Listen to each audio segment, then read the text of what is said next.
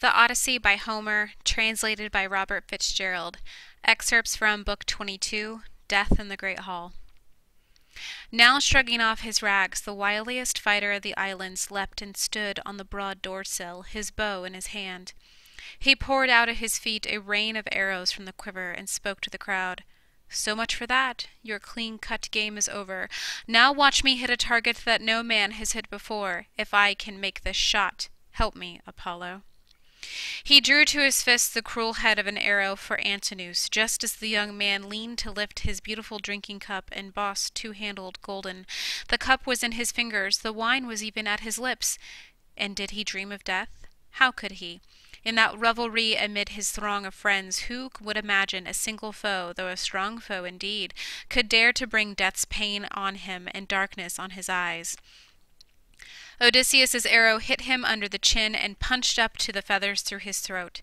Backward and down he went, letting the wine cup fall from his shocked hand.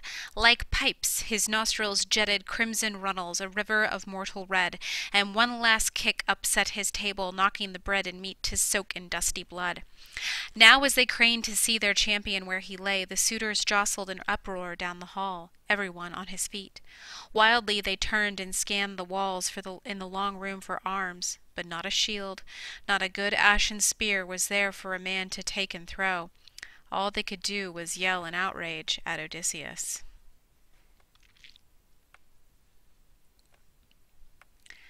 "Foul to shoot at a man! That was your last shot. Your own throat will be slit for this. Our finest lad is down. You killed the best on Ithaca. Buzzards will tear your eyes out." For they imagined as they wished that it was a wild shot, an unintended killing. Fools not to comprehend they were already in the grip of death. But glaring under his brows, Odysseus answered, "You yellow dogs, you thought I'd never make it home from the land of Troy? You took my house to plunder, twisted my maids to serve your beds. You dared bid for my wife while I was still alive. Contempt was all you had for the gods who rule wide heaven, contempt for what men say of you hereafter. Your last hour has come. You die in blood."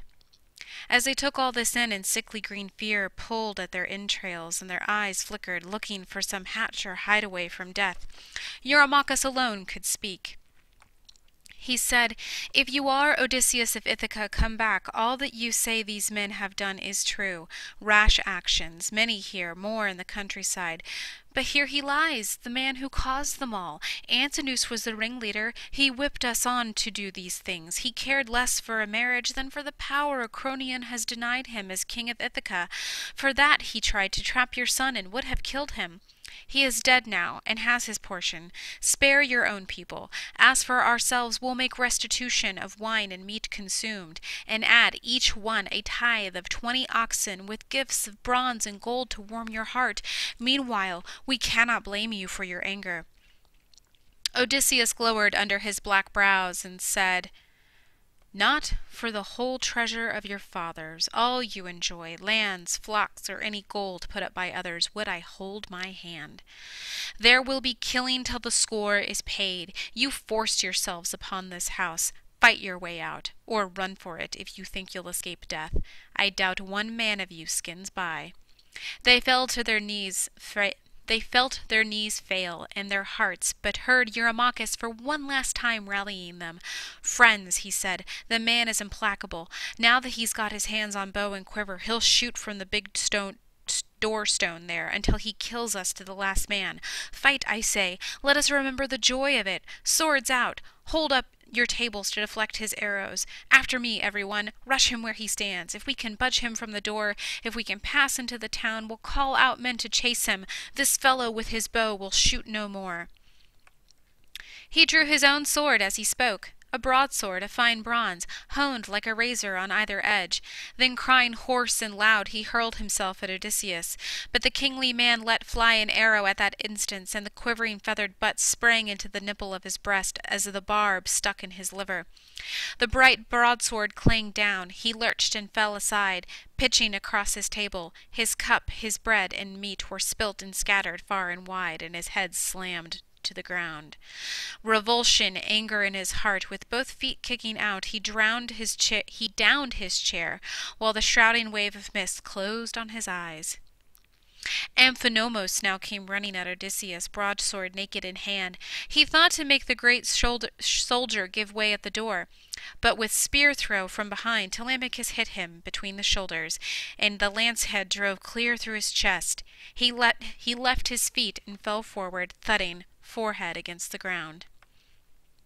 Telemachus swerved around him, leaving the long dark spear planted in Amphinomos. If he paused to yank it out, someone might jump at him from behind, or cut him down with a sword.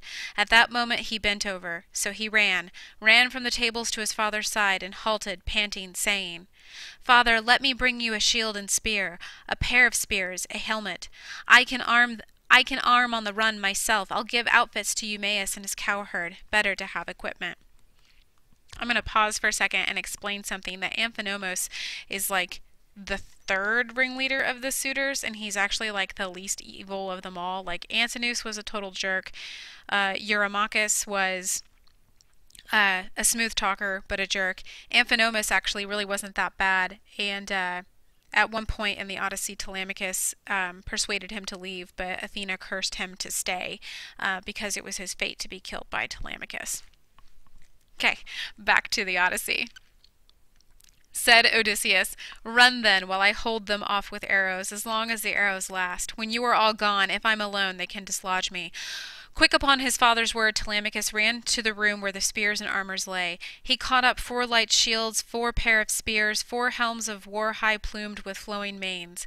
He ran back, loaded down to his father's side. He was the first to pull a helmet on and slide his bare arm in a buckler strap.